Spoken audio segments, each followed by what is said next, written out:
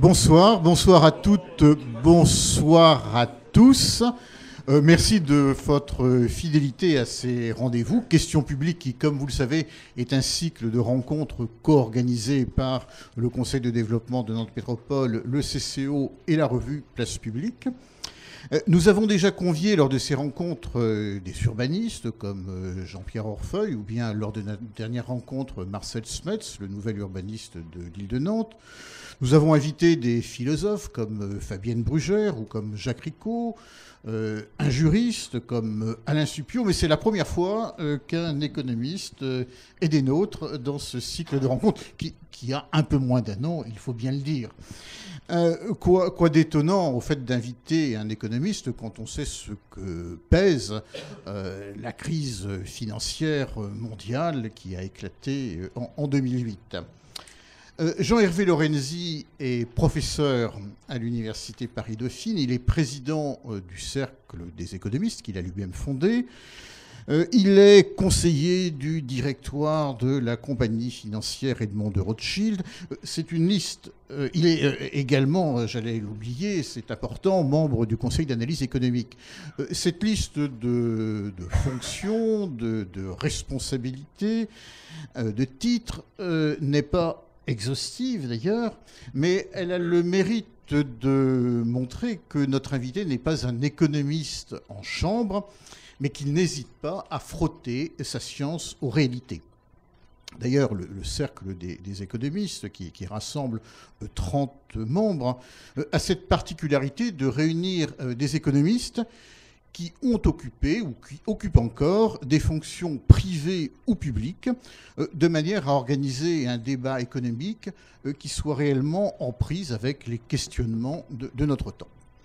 Alors, la rencontre de ce soir va prendre un tour un peu inhabituel, puisque Jean-Hervé Lorenzi a préféré la formule de l'exposé à celle de la conversation publique. Nous allons donc l'écouter pendant 3 gros quarts d'heure, disons, jusqu'à 19h. Il m'a dit qu'il faudrait éventuellement le modérer, car il est d'un naturel bavard, donc on n'hésitera pas à l'arrêter en cours de route, d'autant plus qu'il reprend le train pour Paris ce soir. Ensuite, nous le questionnons, nous sommes quelques-uns à la tribune, et puis bien sûr, comme à l'accoutumée, on vous donnera la parole. Nous souhaitons que, au cours de l'intervention de Jean-Hervé Lorenzi, ou bien au cours des questions qui vont suivre, 3 niveaux soient abordés, qu'aucun ne soit oublié. Il y a évidemment un niveau qui s'impose, c'est le niveau mondial. Où en est-on de cette crise? Sommes-nous en train d'en sortir? Ou bien peut-on s'attendre encore à bien des malheurs et bien des surprises désagréables? Il y a un second niveau, de manière, à mon avis, évidemment indissoluble, qui est à la fois le niveau national et le niveau européen, notamment toutes les questions qui pèsent sur l'avenir de l'euro, sur la fragilité d'un certain nombre de pays de l'Union européenne.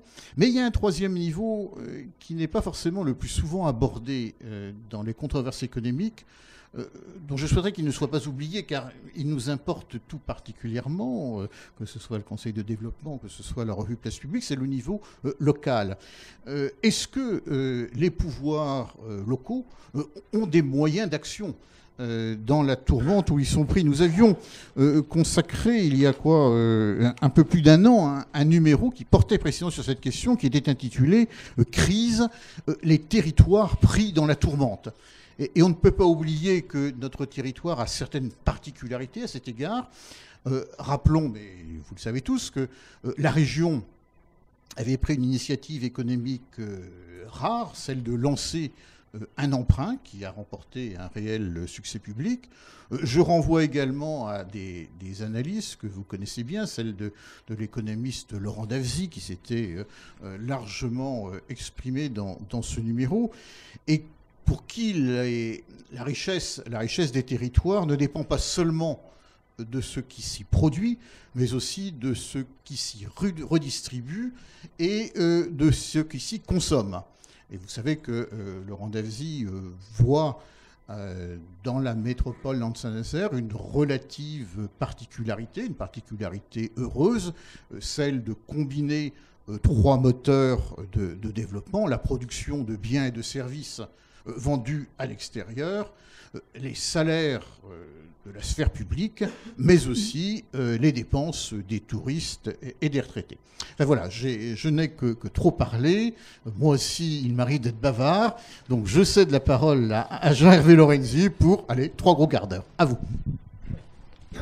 Bien, merci beaucoup. Merci de m'accueillir aussi gentiment et de manière aussi sympathique. En plus, venir à Nantes, c'est à la fois facile et c'est toujours très plaisant. Le thème général de ce que on va évoquer pendant ces 2 heures de discussion, parce qu'en réalité, ce sera quand même une discussion, même s'il faut bien un exposé introductif, parce que je trouve que le sujet est trop compliqué pour qu'il ne soit pas introduit. Dans ces 2 heures de discussion, nous traiterons, si vous en êtes d'accord, au fond de la situation économique actuelle, de ce qu'on appelle la crise, de ce qu'on appelle les difficultés macroéconomiques mondiales, et puis la manière dont on peut s'en sortir. Peut-être un préalable, je suis un optimiste. Je suis un optimiste, mais optimiste, ça ne signifie en rien que je considère qu'il n'y a pas de difficulté. Je trouve que l'optimisme, c'est l'idée qu'on peut, dans une situation difficile, trouver les ressorts et les moyens de s'en sortir. Je ne crois absolument pas que nous soyons sortis des difficultés dans lesquelles nous sommes. Je ne crois absolument pas. Je pense que nous sommes partis pour une période longue de situations difficiles, mais au fond, si on reprend les générations précédentes, elles ont connu des guerres, elles ont connu des situations très compliquées. Donc nous, on va connaître une dizaine d'années qui sera une dizaine d'années particulière, tant sur le plan du marché du travail que peut-être sur le plan des revenus des uns et des autres. Et la question n'est pas tellement de savoir si ceci existe, au fond ça existe, mais plutôt la manière dont nous réagissons par rapport à cela. Et je suis convaincu qu'on doit pouvoir, dans notre pays, réagir de manière positive. J'ajoute, et c'est promis, je ne vous interromps plus, vous sortez prochainement un livre que nous aurions aimé avoir ce soir, mais je crois que l'éditeur Grasset a pris un petit peu de retard, et qui s'appelle, je suis triste, si mes informations sont bonnes, Le fabuleux destin d'une puissance intermédiaire, qui est un livre que vous présentez comme un livre anti-déclinologue, voilà, ce qui confirme votre optimisme foncier que vous évoquez à l'instant. Je suis d'accord, d'ailleurs, il va sortir peut-être début du mois d'avril, et je ne saurais que trop vous conseiller petit à de l'acheter, ça c'est une évidence, mais si vous en achetez 10, vous en avez un gratuit. Donc voilà. Donc tout ça pour dire que le ton général de l'intervention et de ma position, mais qui est une position évidemment très critiquable, je ne prétends pas du tout détenir une vérité, peut-être juste d'avoir été un économiste sérieux pendant une 40aine d'années, donc ça donne un peu d'expérience. Mais ma position, c'est une position résolument optimiste dans ce que j'appelle l'optimisme. Et je crois d'ailleurs que ce livre que vous avez la gentillesse de citer, c'est effectivement anti-déclinologue ou anti-décliniste. C'est-à-dire que le discours que nous aimons tellement en France, qui est celui de ce regard très critique sur tout ce que nous faisons, je crois qu'il n'est pas très bon, notamment pour notre jeunesse. Et je crois aussi qu'il accompagne l'histoire de France depuis maintenant près de 3 siècles. Il se trouve que j'ai relu, pour les besoins de la cause, Chateaubriand, qui est quand même le super déclinologue ou décliniste de la famille, décliniste, et qu'au fond, c'est vraisemblablement un défaut que nous avons, qui ne nous a pas gênés tout au long d'un certain nombre de siècles, mais qui, peut-être aujourd'hui, pourrait jouer un rôle négatif, et c'est la raison pour laquelle j'ai écrit ce livre. C'est une précaution auquel je rajoute celle de dire que les économistes sont beaucoup trompés, donc toute critique est au fond tout à fait justifiée. Ceci ne signifie pas que la critique soit forcément juste, ça signifie que ce sont des sujets suffisamment compliqués pour que on puisse avoir des positions qui soient des positions assez différentes, et je ne prétends une fois de plus pas du tout détenir une quelconque vérité. Cela étant dit, je vais essayer d'argumenter sur cette discussion. Dans le train, je me disais quels sont des mots qui permettent de bien résumer une discussion, de bien la prendre et de bien la poursuivre de A jusqu'à Z, j'emploierai 2 mots. Le mot d'incertitude et le mot de contradiction. Je pense que depuis que je fais de l'économie, c'est-à-dire depuis 40 ans, je n'ai jamais vu une situation aussi compliquée, mais ça c'est au fond et aussi nouvelle, aussi imprécise, aussi incertaine. Je vais évidemment essayer de m'expliquer là-dessus. Quant à la contradiction, l'incertitude, c'est pour vous dire, au fond, pour tout de suite vous donner une petite tonalité de ce que je souhaiterais dire. Je suis assez capable d'être bon pronostiqueur sur la situation économique en France, en Europe et dans le monde en 2011-2012, donc cette année et l'année 2012, c'est-à-dire beaucoup mieux que beaucoup de mes camarades économistes qui sont extrêmement bons dans le pronostic sur les années précédentes. Et la contradiction, vous allez tout de suite la comprendre, elle est que nous avons non seulement besoin au fond, de résoudre une difficulté qui est celle de nos dettes, c'est-à-dire, même si ceci a été un tout petit peu exagéré, il se trouve que nous sommes aujourd'hui, vis-à-vis des marchés, obligés dans les années qui viennent d'épargner et donc de réduire vraisemblablement notre croissance de manière à pouvoir répondre à ce souci de diminuer nos déficits publics et notre dette. Ça, c'est le premier volet. Mais en contradiction absolue avec ça, nous sommes obligés de maintenir une croissance forte. Parce que si vous n'avez pas une croissance, ou au moins une croissance suffisante, car plus faible est votre croissance, plus difficile est votre manière de rembourser. Donc vous voyez bien déjà qu'il y a une petite difficulté. Je rajoute une deuxième difficulté qui va être, au fond, le cœur de ce que je vais vous dire et de notre réflexion. Nous sommes obligés, dans les années qui viennent, d'épargner et d'investir des sommes très importantes pour trouver des nouveaux secteurs d'activité, de les développer. Pour vous donner un ordre de grandeur, je pense que dans les 3-4 années qui viennent, il faut que nous investissions peut-être de l'ordre de 150 à 200 milliards d'euros d'investissements complémentaires pour trouver des nouveaux secteurs d'activité. Or, ces investissements sont faits sur une épargne dont vous voyez bien qu'elle est en réalité un peu contradictoire avec le souhait d'épargner aussi pour réduire notre dette. Donc on est vraiment dans une situation qui est très compliquée et on va s'en sortir, mais il faut déjà bien comprendre, à mon sens, la difficulté dans laquelle nous sommes. Alors pour bien le comprendre, je vais redémarrer, non pas sur la crise, de manière générale, je ne vais pas faire un cours sur la crise, mais vous dire ce qu'est à mon sens cette situation particulière dans laquelle le monde est plongé depuis 5-6 ans. Le cœur du dispositif, exactement comme ça s'est passé dans toutes les crises mondiales économiques, la crise, elle est d'abord et avant tout de l'économie réelle. C'est-à-dire, quand je dis économie réelle, ça veut dire de la fabrication de biens et services, d'objets, de biens et services, donc de services également. Et elle se traduit par une crise financière que je vais essayer de reprendre comme deuxième moment de l'opération. Mais le cœur du dispositif, sinon on ne peut rien comprendre et surtout on ne peut pas comprendre comment on peut s'en sortir, elle est d'abord une crise de l'économie réelle. Exactement comme lorsque l'on fait une comparaison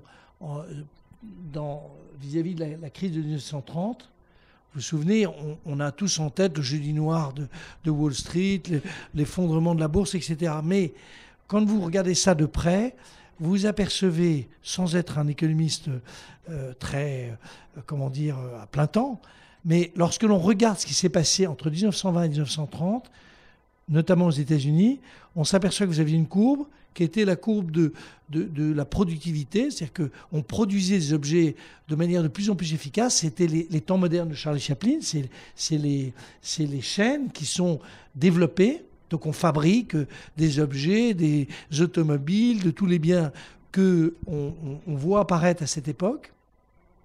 Mais c'est bien de produire une offre, mais il faut qu'en face il y ait une demande. Or, quand on regarde la courbe de production et la courbe donc d'offres Et la courbe de demande, on s'aperçoit que tout au long de ces années, il va y avoir une sorte d'écart, pas de plus en plus important, mais très significatif, puisqu'il est cumulatif, entre une demande qui est en fait des salaires qui sont insuffisants et surtout extraordinairement fluctuants pour pouvoir assurer l'équilibre entre l'offre et la demande. Et la crise de 1930, c'est d'abord une crise de difficulté entre l'offre et la demande. Et quand vous regardez bien, ce sera résolu 10 ans après. C'est pour la raison pour laquelle je reviens là-dessus, parce que ces crises, ça prend beaucoup de temps à être, au fond, surmontées. On dit qu'on retrouve le niveau de production aux États-Unis en 1943 et passé par la Roosevelt avec, en fait, la création d'un salaire minimum, de chômage, d'allocation chômage, de tout ce qui permet de stabiliser le niveau de revenus qui permet par la suite d'équilibrer offre et demande. Et puis nous, chez nous, on va avoir 30 années formidables qu'on appellera les 30 glorieuses. Mais les 30 glorieuses, c'est d'abord et avant tout le fait qu'on va introduire, nous aussi, après la Seconde Guerre mondiale, la capacité de produire de manière très très productive. Donc on va reconstruire, on va produire, et on va avoir en face une demande qui sera stabilisée parce qu'il y aura au fond tout ce qui permet de créer un revenu, un pouvoir d'achat stable et qui correspond à l'offre. C'est quand même comme ça que ça se passe sur le long terme. Et nous, aujourd'hui, on a un autre problème. Entre 2000, je dis 2000 pour schématiser, évidemment que ça n'a pas de date précise, mais entre, disons, il y a une dizaine d'années maintenant, le monde occidental dont nous faisons partie, a été confronté, a été soumis à un choc que nous n'avons jamais connu dans son équivalence, dans sa violence, qui est le fait que nous avons transféré entre 5 et 10%, c'est très compliqué à calculer, mais 5 à 10% de notre production, de notre richesse, de notre valeur ajoutée, qui ont été transmis des pays de l'OCDE vers les pays émergents. Et quand on vous prend, imaginons même, allons, 7 à 8%, pour être à peu près, avoir la moyenne, on transfère comme ça, avant que vous récupériez ces 7 à 8%, il vous faut du temps, il vous faut une transformation complète de votre, au fond, appareil de production, ce que vous produisez, ce que vous êtes capable d'inventer, de développer, etc., etc. Si vous prenez les États-Unis, vous apercevez qu'ils sont peut-être ceux qui ont été le plus frappés. Je vais y revenir dans un instant. Si vous prenez les États-Unis, vous apercevez qu'ils sont top de chez top dans la technologie, les Apple, les Intel, les Google, tout ce qu'on peut imaginer. Mais ça représente un peu moins de 10% de la valeur ajoutée produite aux États-Unis. Tout le reste, c'est-à-dire 90%, c'est soit du service, soit c'est parti. Et quand ils découvrent les 10% de chômage qu'ils ont aujourd'hui, c'est pas très compliqué. C'est le fait qu'ils sont, pour la première fois, soumis à une espèce de tension liée à ce transfert d'activité. Et vous voyez bien que vous ne pouvez pas imaginer la sortie de cette situation, que je ne vais pas appeler crise, parce qu'on a toujours l'impression qu'on ne peut jamais en sortir, mais de cette situation compliquée, cette situation nouvelle, on ne peut pas en sortir si vous n'avez pas en réalité fabriqué des secteurs d'activité, des secteurs de production équivalents à ce que vous avez perdu. Et ça, chers amis, c'est difficile à imaginer parce qu'au jour d'aujourd'hui, dans nos pays et dans le nôtre, nous ne sommes pas aptes, ça va venir, je vous l'ai dit, je suis un optimiste, mais nous ne sommes pas aptes à savoir quels sont les secteurs d'activité dans lesquels on va en réalité se redévelopper. On vous dit, c'est formidable, il y a le vieillissement, ça va... Ben non, moi j'ai fait un petit calcul, vieillissement, les services au vieillissement, d'abord, c'est pas fun, pour dire les choses comme diraient des jeunes.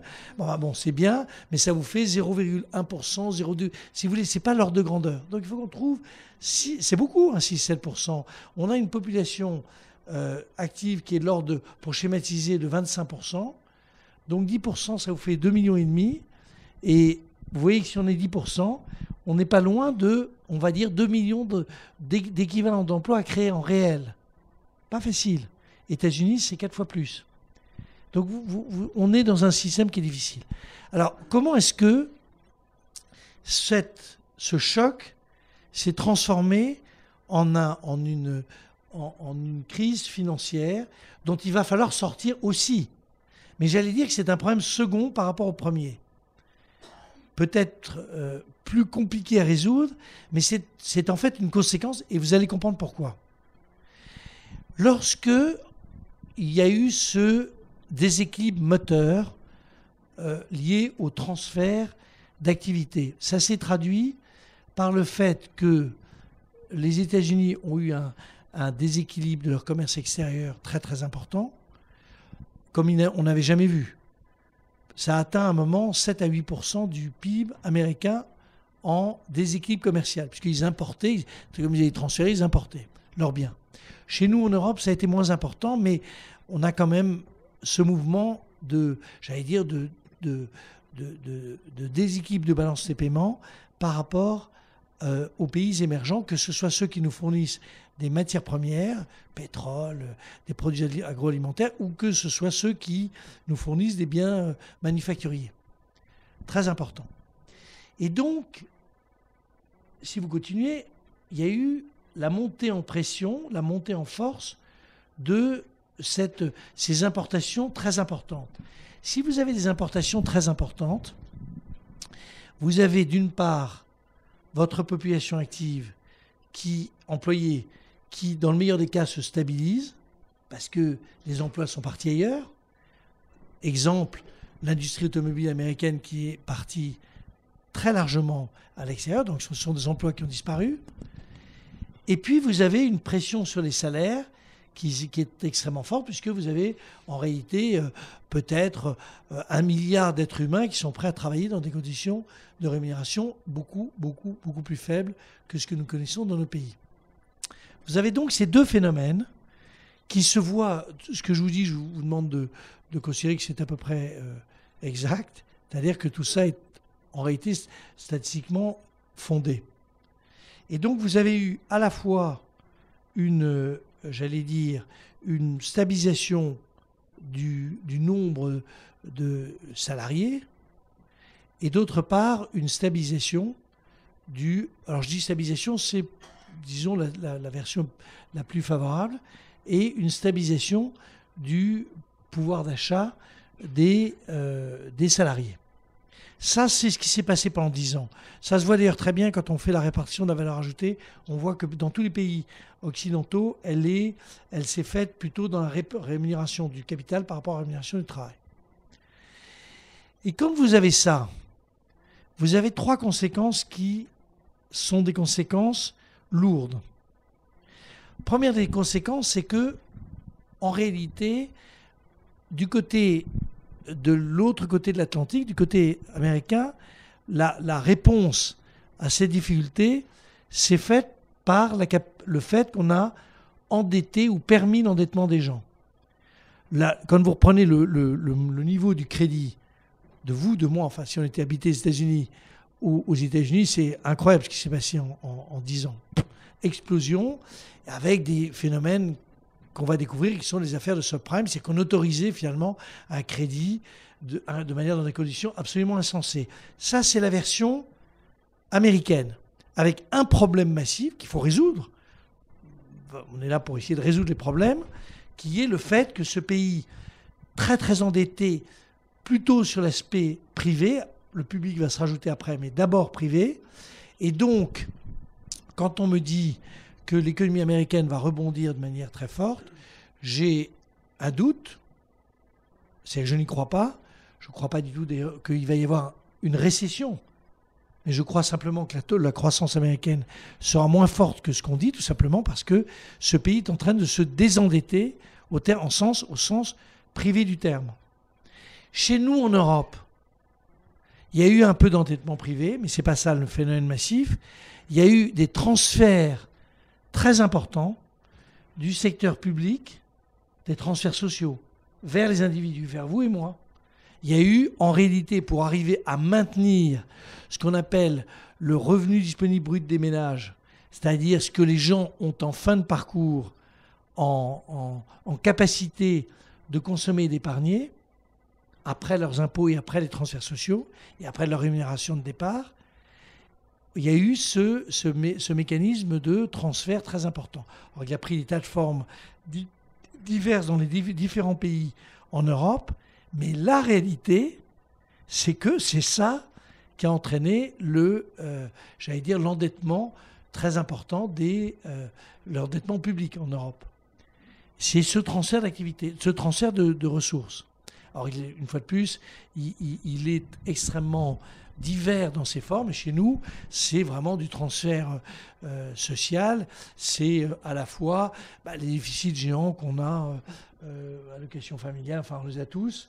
Et quand vous reprenez vraiment l'endettement public, vous apercevez qu'il a pris cette forme-là, soit sous forme, j'allais dire, de transfert au sens direct, soit de transfert via les transferts sociaux.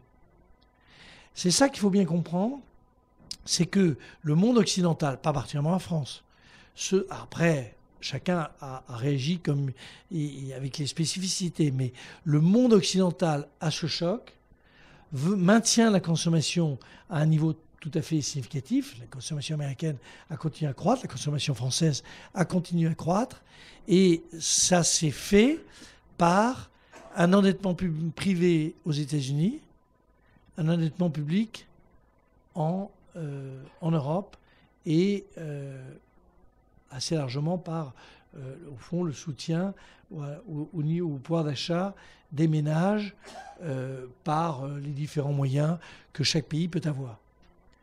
Ça, c'est très important parce que vous comprenez bien que si vous décidez de désendetter soit l'État, et il faut le faire, soit le privé, et il faut le faire, vous avez évidemment des conséquences importantes sur l'activité, le niveau d'activité. C'est la raison pour laquelle beaucoup d'économistes pensent que nous sommes partis dans une phase assez longue d'une croissance faible. Vous voyez, on vous dit toujours, est-ce que vous allez avoir une récession ? Récession, ça veut dire que la croissance est négative. Bien sûr que non, pas ça le sujet. Le sujet est beaucoup plus subtil. Il est croissance faible, peut-être de l'ordre de 1,5. Enfin, tout à l'heure, je vous donnerai mes prévisions pour 2011 et 2012. Et que lorsque on vous dit l'Amérique redémarre, par exemple, au deuxième trimestre de cette année, il y avait eu des signes encourageants pour l'activité américaine, c'est-à-dire de l'ordre de grandeur de plus de 3%. Et moi, je m'étais finalement assez engagé en disant je n'y crois pas, tout simplement parce qu'on constatait que pendant ce trimestre-là, les ménages qui se désendettent en augmentant leur taux d'épargne avaient eu un taux d'épargne qui était repassé de 6 points à 0. Alors forcément, c'est des vases communicants. Si vous diminuez le taux d'épargne, les gens consomment plus. Il n'y a pas besoin d'être un immense dans le prix Nobel d'économie pour comprendre ça. Donc, comme pendant un trimestre, il y avait eu ce phénomène-là, hop, l'économie redémarre parce que la consommation redevient plus forte. Mais ça ne peut pas durer éternellement parce que quand on a un endettement trop fort, si vous avez un endettement, trop important, vous êtes obligé de rembourser la banque ou les banques. Enfin, à un moment, vous remboursez les gens. Et donc, vous ne pouvez pas avoir cette mécanique très importante. De la même manière, le président Obama a repris la détaxation, la limitation des impôts à hauteur de 200 milliards, qui était celle qu'avait mis en place son prédécesseur, Bush. 200 milliards de dollars qui ont été sortis des impôts des Américains pour l'année prochaine. C'est sûr que ça remonte la consommation et la croissance. Cela étant dit, il y a bien un moment où, si vous voulez, ils ont un taux de déficit public qui, l'année prochaine, ne sera pas loin de 10%. Alors, vous pouvez faire ça 1 an, 2 ans, mais il y a un moment où vous ne pouvez pas inlassablement faire ça. Parce qu'il y a un doute sur le fait que vous puissiez un jour rembourser. Et donc, à ce moment-là, il y a un doute sur le dollar, enfin, etc., etc. On va y venir dans un instant. Donc, vous voyez bien que la première des conséquences, c'est celle-là. La deuxième conséquence, elle est plus pernicieuse encore. Elle est que lorsque les Américains, qui étaient quand même les gros, j'allais dire les deux gros, le grand pays déséquilibré, se trouvent acheter des biens, mettons chinois, il n'y avait pas que les Chinois, mais Chinois c'est une bonne illustration, ils achètent en dollars. Donc la Chine se retrouve avec recevoir des dollars. Deux solutions par rapport à ça, elles font ce qu'on appelle de la stérilisation de cet argent. On le met dans une caisse, on enferme, comme Harpagon, et on n'y touche plus. Donc ça ne joue pas sur la liquidité, c'est-à-dire l'argent qui circule. Deuxième solution, qui est celle que non seulement la Chine, mais tous les pays émergents ont utilisée, la Russie, etc., plus un pays non émergent qu'est le Japon, comme ils n'ont pas envie que le dollar baisse, parce que comme vous voyez bien qu'il y a un gros déséquilibre de balance commerciale, normalement, la conséquence, c'est que le dollar, il doit baisser, puisqu'il vaut moins. Et que ça permet, à ce moment-là, aux Américains de rendre leur vente plus compétitive et de rééquilibrer leurs comptes. Mais comme ils ne le souhaitent pas, qu'est-ce qu'ils font? Eh bien, avec ces dollars-là, très importants, ils rachètent des dettes publiques et privées américaines, et ça vous fait une masse de liquidités qui se balade dans le monde qui est gigantesque. Pour que vous ayez bien ça en tête, pour bien comprendre ce qui s'est passé, un seul chiffre, je ne vous ennuierai pas trop avec les chiffres, mais un seul chiffre, vous avez eu pendant la dizaine d'années, hein, c'est pas à 6 mois près, la dizaine d'années, un taux de croissance de l'économie mondiale qui était fort, parce que tout ça, ça marche bien. Les Américains consomment, on consomme, les Chinois produisent, les Vietnamiens produisent, tout le monde produit, donc ça tourne bien. Pas loin de 5% de croissance de l'économie mondiale, retenez bien ce chiffre, hein, en valeur réelle.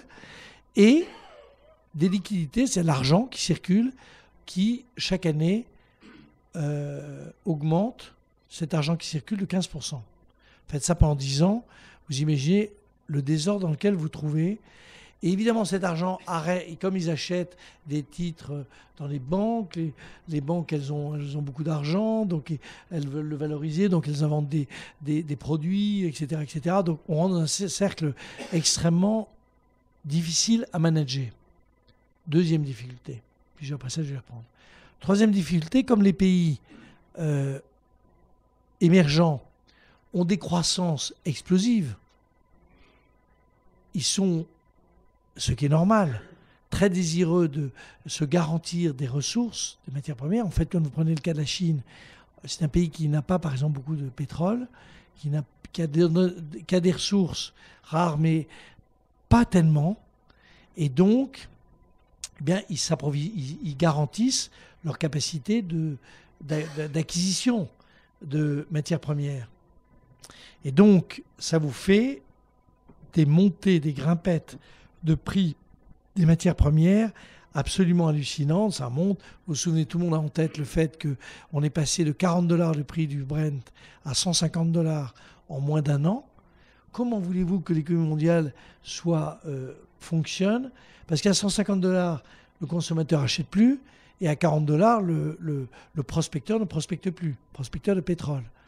Rajoutez-y tout ça, alors avec des tas d'autres raisons, mais rajoutez-y le fait que les prix agroalimentaires fonctionnent dans les mêmes conditions, et vous voyez bien qu'une partie des événements qui arrivent aujourd'hui au Maghreb sont quand même liés à des évolutions très brutales du prix des matières premières. Alors certes, il y a eu les pluies en Australie, enfin il y a des tas de phénomènes aussi d'autre nature. Je donne juste une espèce d'esquisse. Je ne prétends pas être très soigneux dans ce que je dis, mais vous avez quand même une volatilité du prix des matières premières qu'on n'a jamais connue et qui est quand même une difficulté.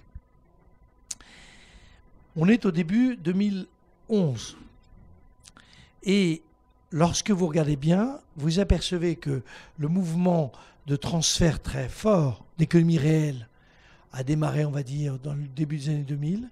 Son accélération, on avait connu des phénomènes. Vous vous souvenez quand les t-shirts étaient partis, tout le textile est parti, mais là on a quand même eu un choc comme on n'avait jamais connu. La crise de 2007, c'est une crise de l'immobilier. Pourquoi? Parce que je vous ai indiqué qu'on avait beaucoup permis le crédit de se développer dans des conditions qui n'étaient pas sérieuses. Vous vous rappelez que les ménages américains pouvaient acheter des biens immobiliers sans avoir la garantie de pouvoir même, on ne regardait même pas quelles étaient leurs capacités de remboursement, comme ferait n'importe quel banquier ou comme fait n'importe quel banquier. On ne regardait que le fait qu'il était capable de rembourser sur l'augmentation de la valeur de son bien immobilier, parce que ça continue à grimper. Puis un jour, comme toujours dans l'immobilier, ça redescend. Évidemment, cette mécanique ne peut pas continuer à fonctionner, et c'est la crise des subprimes. Mais c'est la crise des subprimes, pour que vous ayez quand même en tête l'idée, peut-être juste un chiffre, au départ, moi je me souviens, ça démarre le tout début du mois d'août 2007, c'est d'ailleurs la BNP qui ferme deux fonds qu'ils avaient, dans lesquels il y avait des subprimes, en disant on arrête. Et puis, on découvre, les premiers chiffres sur ces actifs qui sont un peu difficiles. On est au début du mois d'août, on est sur des chiffres qui paraissent gigantesques, qui sont de 30 milliards de dollars. En septembre, on va passer à 300 milliards de dollars. En novembre, il y a 2 estimations qui sont faites, l'une par le FMI, ce qu'on appelle les actifs dangereux, les actifs toxiques dans les bilans des banques, c'est-à-dire au fond des actifs dont les gens se disent ils ne vont pas être remboursés. On passe il y a le FMI et le CDE qui sortent, l'un sort un chiffre de 400 milliards, l'autre de 700 milliards, et un an après, on se met d'accord sur 5 000 milliards de dollars. 5 000 milliards de dollars de produits toxiques. Je ne suis pas sûr que tout était résolu. Toujours pour vous dire que tout ça, c'est venu donc en réalité du crédit. Ça vient bien du crédit. Et puis je vous disais que la liquidité avait été un peu folle. Ça veut dire qu'il y avait eu des produits surréalistes qui avaient été inventés. Juste un exemple de produit surréaliste. Il y a un produit qui s'appelle le CDS.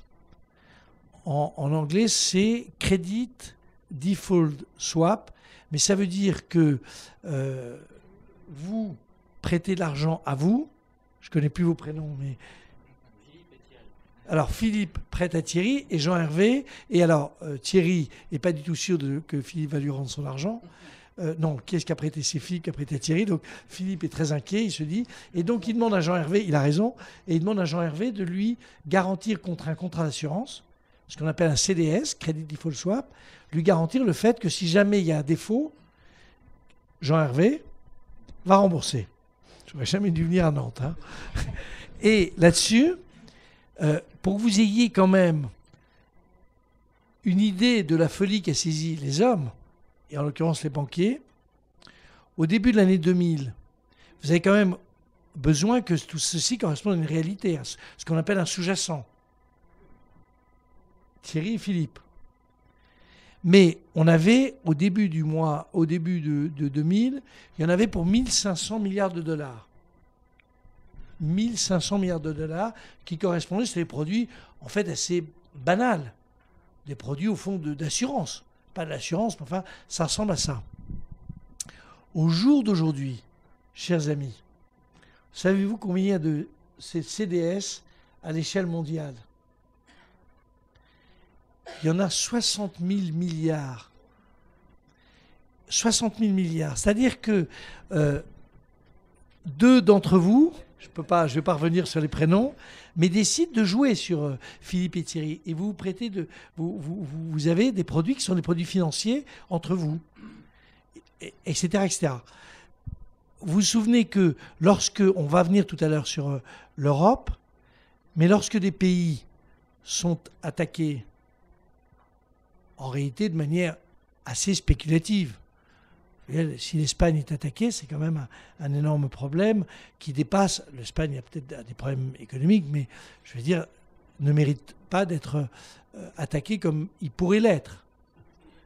Eh bien, c'est largement ces produits de nature spéculative qui sont en réalité à la manœuvre.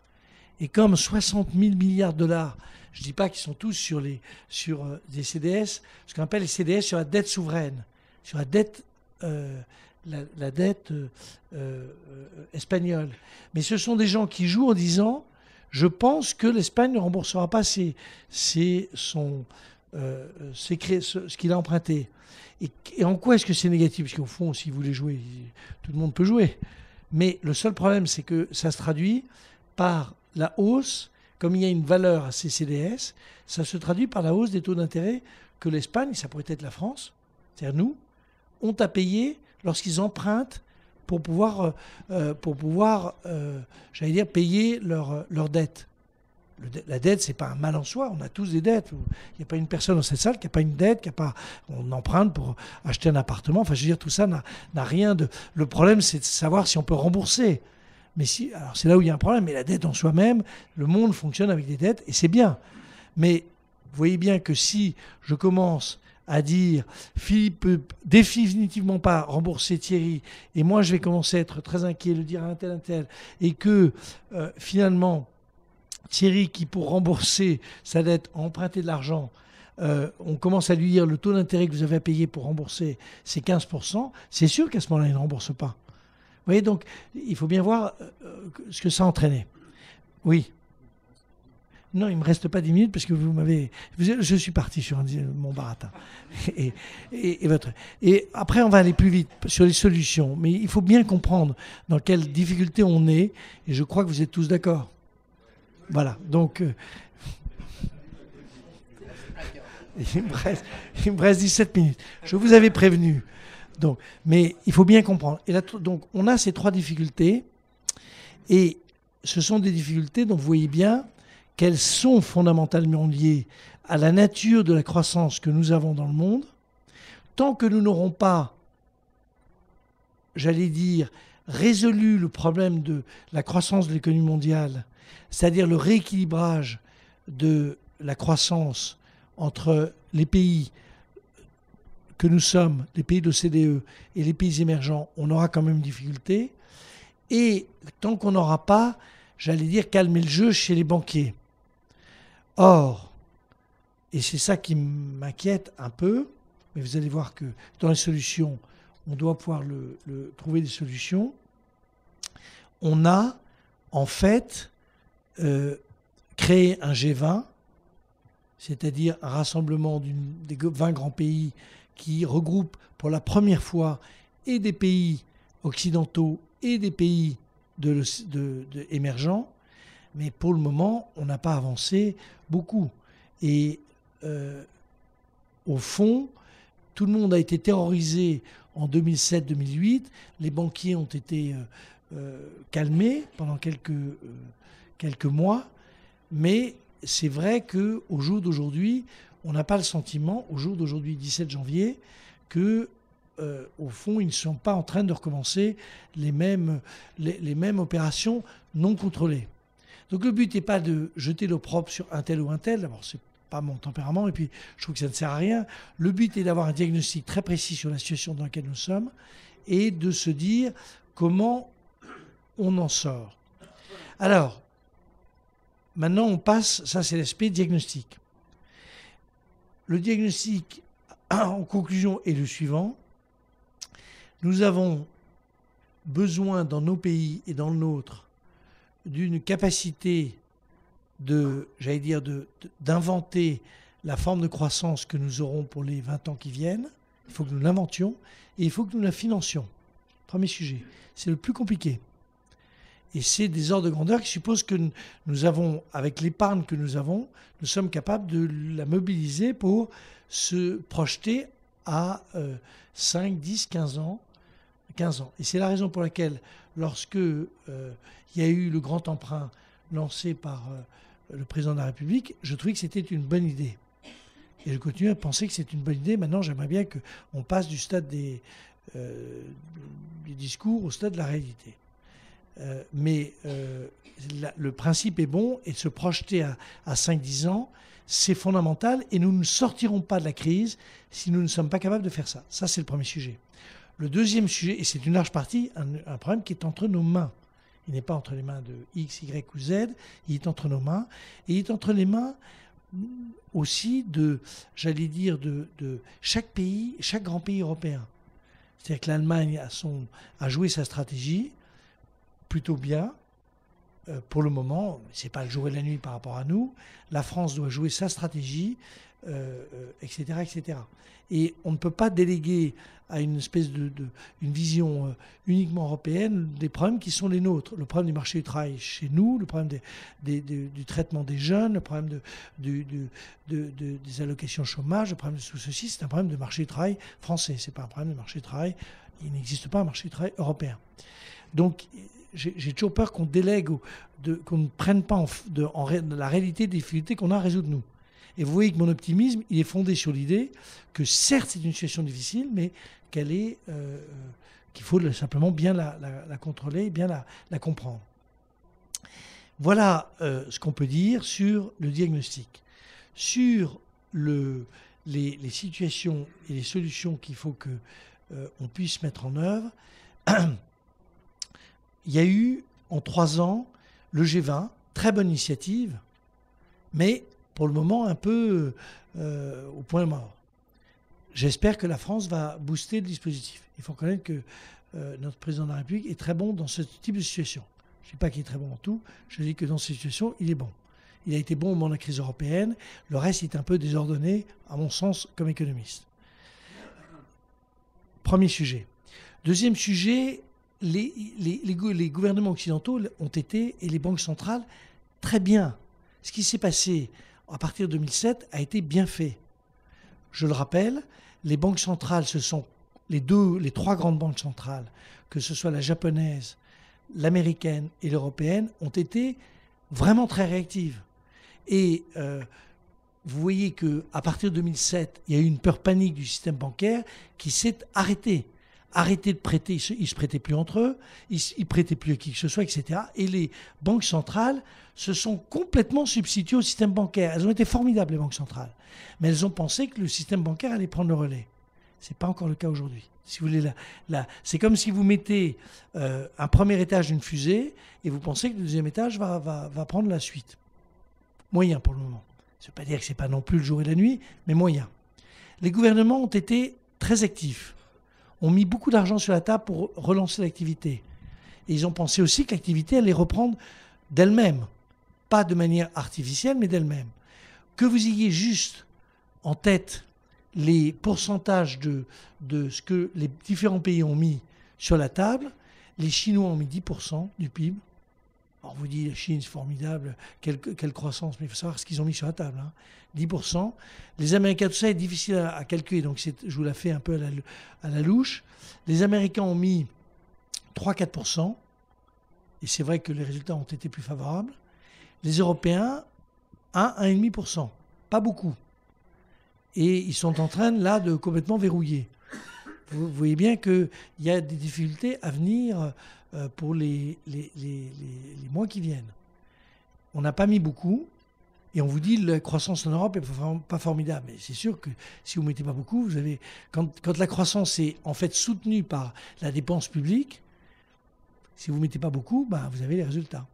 Il y a ce qu'on appelle le multiplicateur, il marche de manière, j'allais dire, un peu équivalente partout. Les résultats, c'est qu'on a évité vraiment, ils ont évité avec beaucoup de talent une catastrophe.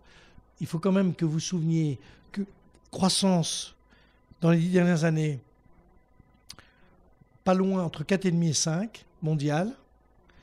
2009, boum, moins 1%. C'est gigantesque ce qui est passé. 2010, ça remonte un peu à 3, 4. 2011, ce sera à peu près le même niveau, peut-être légèrement inférieur. 2012, je suis un peu inquiet. Pour ne rien vous cacher, je suis inquiet parce que, quand je dis je suis inquiet, ça veut dire que je pense que la conjoncture sera peut-être un peu moins forte.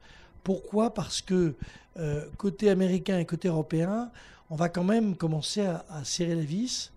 Et si vous prenez le cas de la France, on est à une croissance de 1,5, 1,6 cette année, 2010. Cette année, on va faire à peu près l'équivalent. Mais, vous voyez, monsieur, comment il s'appelle, le ministre du Budget, Barouin, il a mis 30-40 milliards cette année, mais c'est faux 30-40 milliards parce qu'en réalité, il a simplement arrêté les plans de soutien. L'année prochaine, il faut commencer à tailler dans le vif. 30-40 milliards, ça ne fait pas de la décroissance, ça vous fait une croissance moins forte. Et donc, je pense que 2012, ça va être difficile. Et j'en arrive au cœur de notre sujet, qui va vous permettre de poser des questions, cher ami, ou de commenter. Vous voyez que la difficulté est la suivante. 2011, croissance un peu ralentie, pas beaucoup, c'est pas mal. Les pays émergents fonctionnent quand même beaucoup sur les exportations. Hein, donc, si les exportations, si la croissance occidentale ralentit un peu, ça ralentit les exportations. 2012, je pense qu'on est plutôt à 3%, peut-être un peu en dessous, mondial. Ça veut dire 1% en Europe et ça veut dire un peu moins de 2% aux États-Unis.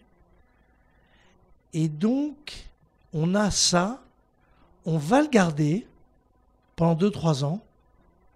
Et c'est comme ça.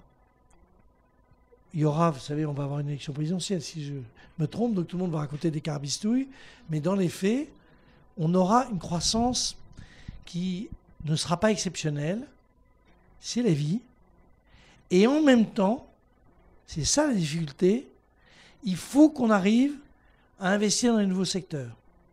Et investir de manière très très forte. Vous vous souvenez, il faut que M. Barouin et son successeur, ce sera peut-être M. Barouin, ce sera peut-être quelqu'un d'autre, arrivent à continuer à se coller du 30 milliards de baisse, 30-40 milliards de baisse. Et en même temps, il faut qu'on investisse 50 milliards chaque année. En plus de ce qu'on investit naturellement. C'est ça la difficulté. Et alors, personne ne le présente comme ça. Je n'ai aucune prétention dans ce que je dis. Mais c'est ça la réalité. Et donc, vous avez une situation qui est une situation compliquée, de conjoncture qui n'est pas exceptionnelle, et pour lequel vous devez avoir une stratégie d'investissement qui est comme si vous aviez une conjoncture exceptionnelle. Parce que c'est notre avenir, c'est l'avenir de la génération qui arrive sur le marché du travail. Donc il faut tenir les deux bouts. Ça veut dire que le pouvoir d'achat n'augmentera pas, mais ça peut arriver. Et à ce moment-là, il faut trouver des moyens pour que ceux qui ont le sentiment d'être les plus mal lotis ne descendent pas dans la rue. Vous voyez, donc, c'est une question, si on parle vraiment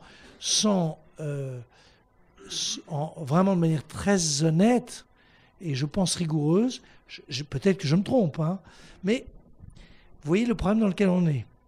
On est vraiment dans un sujet qui n'est pas simple et qui est mon optimisme. L'optimisme, c'est pas dire on va avoir 3% de croissance et tout va se résoudre par l'opération de cet esprit. C'est on va avoir une croissance qui sera faible, un pouvoir d'achat qui ne va pas beaucoup augmenter, des impôts qui pour les vont évidemment augmenter, et le tout va être en même temps de pouvoir rebondir. C'est ça la difficulté. Et moi, je crois qu'on a tout à fait l'aptitude. Mon livre, pardon d'y revenir, mais je ne reviens pas sur le fait de l'avantage énorme que vous avez si vous en achetez beaucoup.